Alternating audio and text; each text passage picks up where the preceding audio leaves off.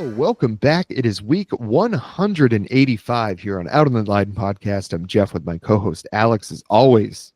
Alex, how are you this week? Jeff, I have prepared myself, body and soul, for this week's episode, and I am prepared to enter the Gizzverse. But first, how are you doing, Jeff? I am doing wonderful. We are going to be talking about King Gizzard and the Lizard Wizard, both of them, once again for the third time on the podcast, in I believe less than a year and a half. We have not done all of the King Gizzard albums that have come out since the time we did the Petrodragonic Apocalypse album. Correct. There were, if I'm not mistaken, 3 albums between that and Flight B741, which is the last one we did. Yeah, so prolific is an understatement when it comes to 27 albums. This is their 27th studio album. And they're still like, what are they, in their 40s? They're not old men. There's plenty of time to go. I wonder if they're trying to set a record. I wonder if they're trying to set a record for number of albums released in a career. And it's because, I mean, who's got a better shot? At this point, yeah. I mean, if you don't count the stuff like the posthumous releases that are based on like stuff from the cutting room floor, if you're talking like an active album, yeah, right, then sky's the limit. Yeah. I think they're as prolific as it gets. So the album is called Phantom Island, and we are going to speak about that. Enter the Gizzverse with me, Enter the Gizzverse, folks. So we're going to talk about Phantom Island. The newest, is this still the newest release? Have they released anything else since? This is already a couple weeks old, I think. As of recording, it's the newest. Okay, good. It might change by the time that y'all hear this. So they are, like we said, very, very prolific. I do wonder if they're going to end up setting the record for most albums released. And the thing is, it's not as if they're releasing just, I don't want to say none of it's tossed off or anything like that, but I think that's part of their shtick, is that they're good enough that they can just be like, oh, we just kind of farted this thing out. It's pretty good. We'll put it on the album, you know? But all the albums, like you think about like Petrodrag, and just the ones we've done on the show, B741 and the Petrodragonic Apocalypse albums, like two completely different. Phantom Island certainly a lot more similar to B741 than it is to the Petrodragonic Apocalypse. But there's a reason for that too. There was no, like, it's not as if they did a disservice to either or any of the 3 genres that they were kind of utilizing to make these records. And it's the same way with the rest of their discography that we haven't covered on the show as of yet anyway. And folks, we're not going to do every King Giz album. It just can't happen unless maybe if we get like donated a bunch of money or something, just saying, we might consider doing that. But it's going to cost about $500 per album. So just keep that in mind. Anybody willing to pay, we'll certainly do it. With this album, it really kind of cemented for me that they care about every single thing that they create. Like, it may be, you know, the intention may be different depending on what they're creating. Like, they may be just making this song be like, we're going to make it really funny, or we're going to do something that actually, you know, has, you know, more like emotional gravitas to it. You know, they're certainly capable of kind of going in whatever direction they want, and so far in whatever genre they want to go in. The utilization of the different instruments, you know, there was pan flute on this. There was tons of like synthesizer piano, like just straight like overdriven guitar sounds, like they kind of are known for, that like sort of 70s Allman Brothers style kind of guitar sound. You know, it's just, there's so many things that they weave together on these albums, and especially, and more so on B741 and Phantom Island versus the Petrodragonic Apocalypse, because that was just straight metal, like all the way through. It was fantastic. I loved it. But B741 and Phantom Island just seem to incorporate so many influences, just so many different styles of songwriting, that it's really impressive that they can keep doing this like 3 times a year or whatever it is at this point. So one of my favorite King Giz albums, and in terms of like the scope of the Gizzverse, I have but scratched the surface. I've listened to many albums. I haven't listened to all 27. I'm working on it. I'm very, very into these guys. One of my favorite albums of theirs, Fishing for Fishies. The blues rock, the boogie woogie that's in it is absolutely phenomenal. Two of my favorite King Giz albums are, you can't even say controversial, because if I express this opinion on the internet, everyone would be like, wow, excellent pick, good for you. Yeah, That's right? King Giz fans. Seemed like a very like welcoming bunch. Yeah, it's not like, you Yeah. stupid piece of shit, Paper Mache Dream Balloons, your favorite King Giz album? Well, it is.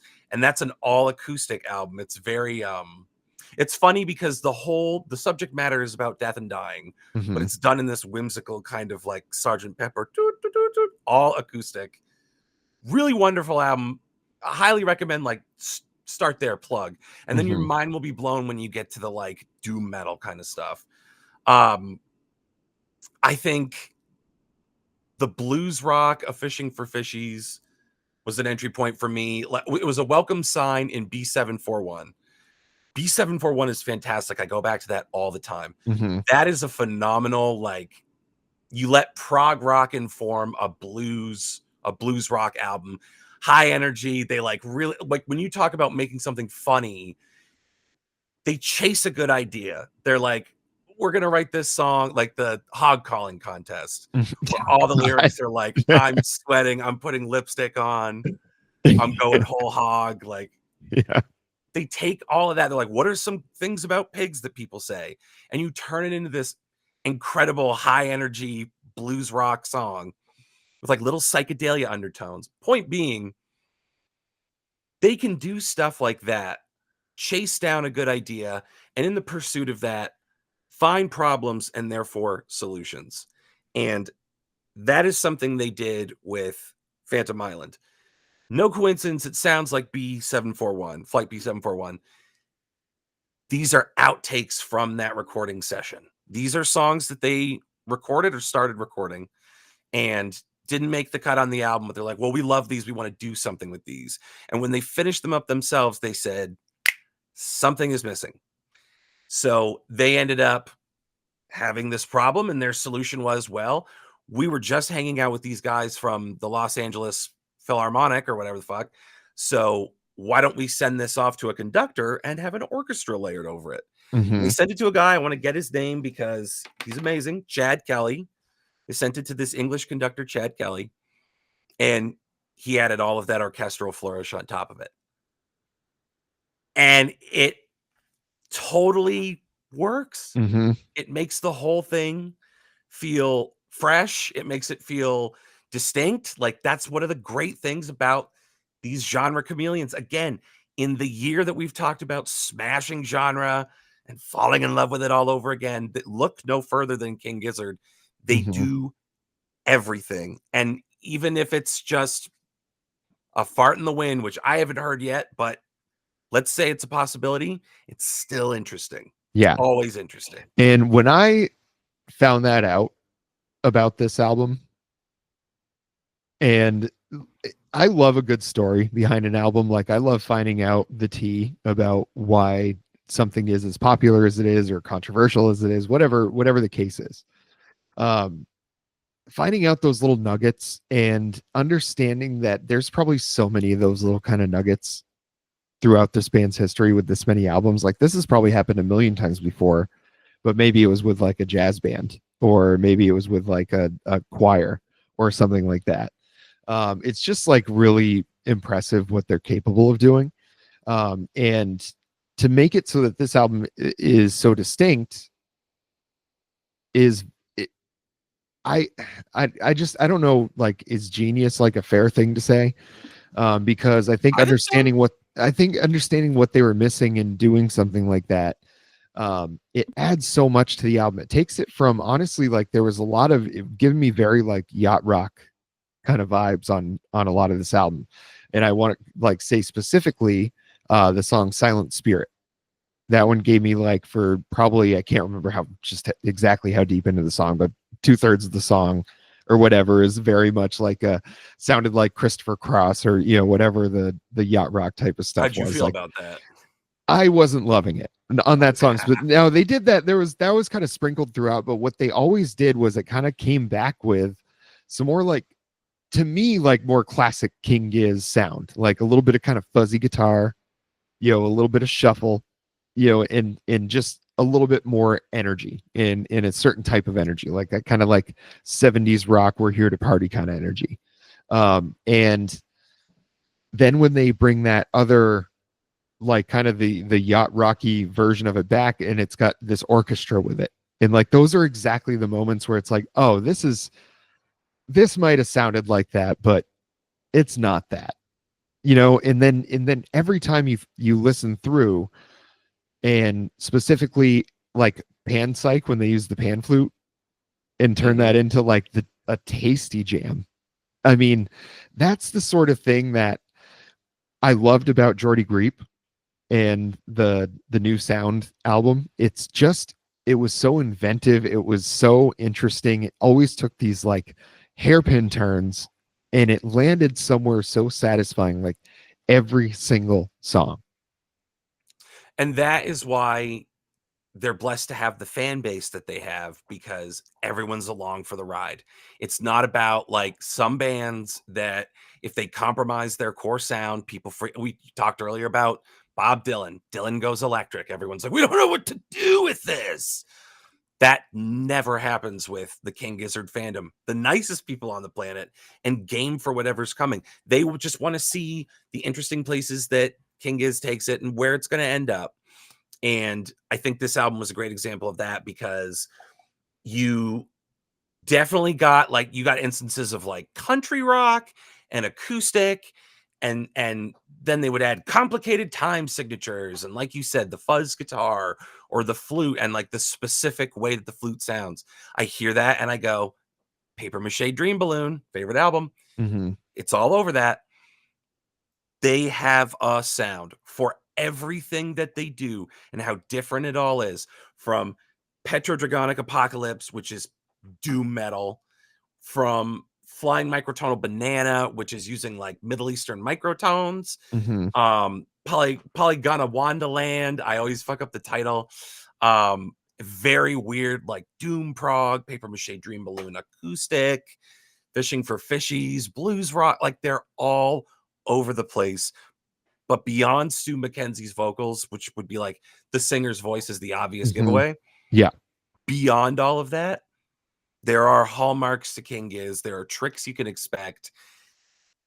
Imagine a far more prolific, motivated, and unburdened Grateful Dead. Like you look at some of those songs and you're like, with even a little bit more structure and a little less heroin, you could have had like Hall of Fame jams on here. Why King Giz is not more popular? They're successful and they're popular, but like, why? Beyond the obvious of like, well, you can't put 5-minute songs on the radio. It's just kind of crazy to me how many people haven't heard of them, because they have so much. It's so different. It's all good. It kind of feels like there's an entry point for everyone. Mm-hmm.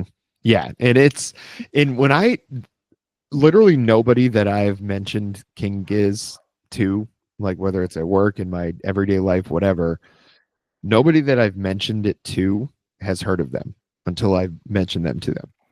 And I've definitely gotten a couple people to listen to them. I don't know if that ever stuck, if they continued listening to them. I'm not sure. They should have. But I have an interesting story that I just remembered about regarding King Giz. So I sell furniture for a living. So I had one day, and this was like a couple of years ago, probably a year and a half ago, maybe. I don't know. I had this couple in shopping for, if I remember correctly, a dining room table. And one of them, the husband, was wearing a King Giz shirt, like from a tour. And so I mentioned, I was like, oh, King Giz is awesome, because we'd done I think at that point we had done the Petrodragonic Apocalypse album. And like I just started talking about the couple things that I knew about King Giz, and they just started like going off about King Giz. And the wife goes, well, I actually make stickers. So she like pulled out like 3 stickers and gave them to me. What? Yeah, just little Giz stickers. Yeah, and I think they're actually still in my locker at work. I think I just haven't figured out what I want to do with them. But I might send you one actually. Snap a But pic. I'd love to see them. yeah, they're nice. They're nice stickers. I wish I had a picture. I'll take one when I'm at work this weekend. But it's like that's exactly the kind of community that you're talking about with, you know, with doing these albums. You kind of get into it a little bit, and hopefully there's some King Giz fans that get in the comments and start talking about, you know, which other albums we should do. I'm sure we'll probably get a sense of like what the consensus is for favorites, or if it's just all over the place like it kind of seems to be. What I really appreciated most though about Phantom Island, I think, is how accessible it is. Like, I think this is probably one of those albums that's like a good entry point for people into the Giz, because it is easy to listen to. When you start listening to the lyrics, like the title track, Phantom Island, the first verse, I think King Giz doesn't get enough credit for the lyrics, because I think a lot of times they don't take them very seriously. Maybe that's the case of why they don't. But he ends the first verse. He says, "Fuck, I never thought I'd lose my mind. I suppose sanity is easy to lose and hard to find. Hey, and can you hear that tintinnabulation? Or are there bats in the belfry again?" And like, to use the term of bats in the belfry, which is what you kind of used to call somebody like that was a little bit messed up in the head, to like put that in a song, trust people to get that reference, and like make it be so impactful. Like the first verse on the album, and you're just like, damn, that was like a really good little kind of turn of phrase, a really clever way to say, you know, I'm trying to drink my sorrows away. There's a lot of fun and a lot of cleverness and a lot of story in all these. Again, like talking about the Gizzverse, it's these like recurring motifs, and not every album is necessarily like a super narrative driven thing. Petrodragonic Apocalypse was, it was like very conceptual. But I think one of my favorite things about, besides like painting a world with their lyrics and the recurring like environmental concerns and all of that, is the little moments where you just get these little lines where you sit back and you think of it and you go, huh, and realize like that could be the entire guiding ethos for the band. And I think for me, it was off of Aerodynamic, where it says, "Miss Moon, if I could have one wish, I'd turn my hands into wings. I'd say goodbye to the fish and I'd jump off from the highest cliff." That's King Gizzard in a nutshell to me. That's kind of what it all is like, if I could turn my hands into wings, I would fly. Like that's what I would tell someone if they asked me to describe them. King is. I think there's always like, that is such a different level of fun and candid and self-confident, like knowing yourself, than it is on like a Sabrina Carpenter album, or than it would be on a Bruce Springsteen album. There's like a different level of confession that really lets you in on like who that person is. And in this case, it's that seemingly dumb, cute little line that tells you everything you need to know about King is. Concerned with very big things, not getting bogged down in it all, and just like delivering us this little bite-sized message within this giant, complicated 5.5-minute song where everything's going crazy and there's saxophone solos on this. Like, they kind of left no stone unturned in terms of like throwing sound at the wall and seeing what stuck. And I think that's cool, because that could have been a mess, but it sounds like this like conductor that they work with, Chad Kelly. I want to make sure I keep getting it right. Working with this guy, it sounds like he knew exactly what they were looking for. Like, he picked up, I'm sure there were notes and stuff like that, but like you can tell he really picked up on arrangements that complemented, like, this is the King Giz sound. So I think, if nothing else, it's an experiment in how much is too much. Hat on a hat. How much of that can you get away with before hat on a hat becomes an insult instead of like a kind of cool, cute thing that you did? This album, to me, I think pushed that frontier. I love King Giz. If you stuffed this anymore, if this became truly overstuffed, would we hit a shatter point with like bad King Giz? I don't know. There were definitely a couple like light sags on this album for me, but they were fleeting and they were light and they were always interesting. So it's fascinating to see how far they took it. Yeah, and I think for me, if I were to give like any sort of like the real criticism of anything would be the songs that might not have hit as well for me were the ones that just I felt like took a little bit too long getting to the release point. You know, getting to the spot where King Giz like fleshes everything out. You know, and where like the horns really come in and the orchestra really comes in and everybody just gets going. I really it's hard for me to really criticize though because it like every song did end up landing in a very like satisfactory place for me. And a lot of songs just spent the whole time there. So it's hard for me to really levy any real drawbacks or criticism to this album because it's going to be for me. And I'm going to say this for the show because I'm not going to start buying King Giz vinyl. I'm not going to do it, folks. But this is going to be a buy it. It is rated a buy it for me. It should come as no surprise that it's a buy it for me as well. And I am on a quest to get all the King Giz on vinyl. How many you got? I don't have that many.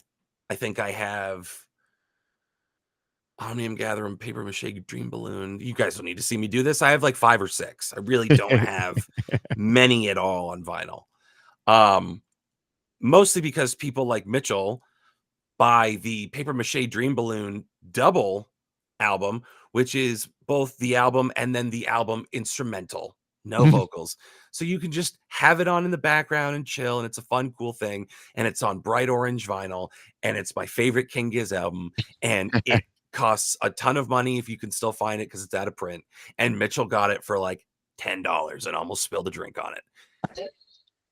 I was going to stove his head in with his own shoe, but I love him, so I didn't do it.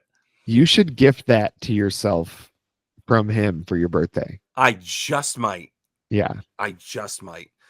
Because, goddamn him. And he has like 9 copies of Nonagon Infinity and stuff like that. I'm not one of those people. I just, again, foot off the gas with vinyl. Yeah.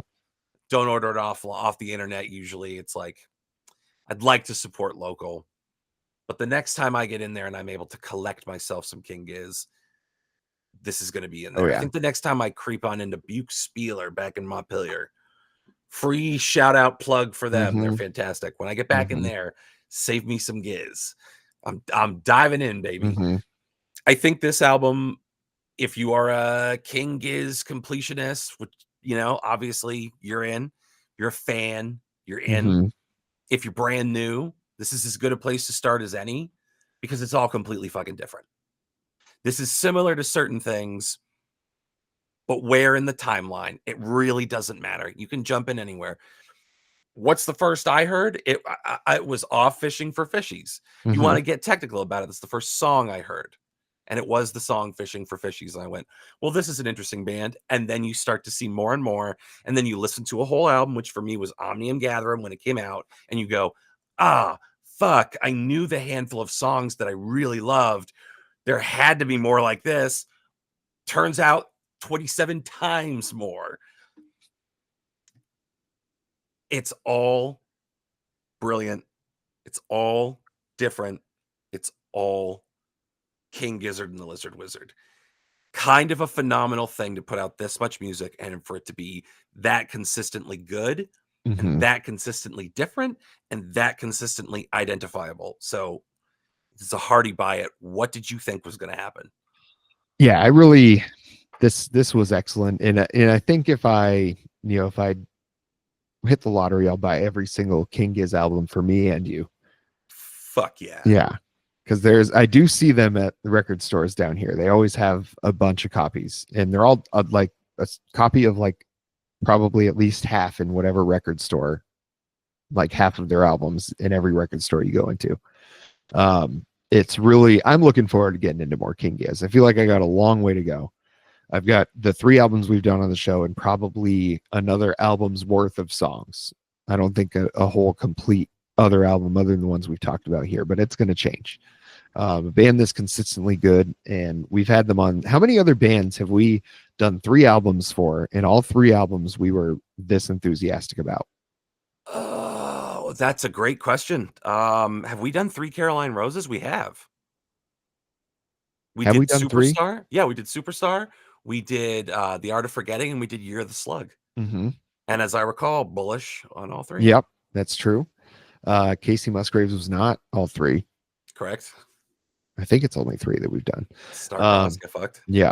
Yes. Still. Always. And I can't think of other ones that we've done, but it's really they're in. I hope King Giz is honored to be in this rare company. You know. Yeah. I hope the other Giz heads out there. I actually don't know what the fandom is called, but I should figure it out because I'd like to join them very much. I need a community, okay? Steely Dan people. What if they just call themselves King Gizzard and the Lizard Wizard fans? What if that's like their official name, and you have to say the full thing every time they don't have a short name? Then, as Elvis Costello would say, I'll wear it proudly. Yeah. Or if they need me to come up with the identity, I am the one that said a flock of Frank Zappa fans is called an asshole, and I stick by that because I are one. So I want to get in with them. I need community. There's like deadheads, but you know they're a different generation. They're kind of out there. You know what I mean? Oh, we were dancing. They forget who you are after you leave. Exactly. Yeah. They thought they were talking to the porta potty this entire time. That it came to life and it was talking them down off of a bad edible trip because this shit's way stronger than when we were actually following the dad. Come to the King Gizzard show. Make some real friends. That's what I want to do. And if anyone would like to watch me dive deeper into the Gizzverse than ever previously thought possible, then you got to keep it here at youtube.com/C/out on that line. I won't make this a long one, folks. I won't do it. I've done a lot of talking tonight. Just get this through your head. Hit the thumbs up. That's a like button. Hit subscribe. It says subscribe. It means subscribe. It means you're subscribed. The bell means notifications are on. You need those. Those are essential because they tell you that we just did a thing, as the youths like to say, and you can come take a gander and see what it is. And then in the comments, you let us know what you thought. Good, bad, indifferent, constructive, destructive. I don't give a tinker's fig, baby. I don't give a monkey's. I just want you to get in there and say whatever is on your heart and mind when you watch all of our content at youtube.com/C/out on that line. Folks, if you don't do all those things he just talked about, we're gonna have some problems. So make sure you get in those comments, give us a like, hit that subscribe button. Till next time.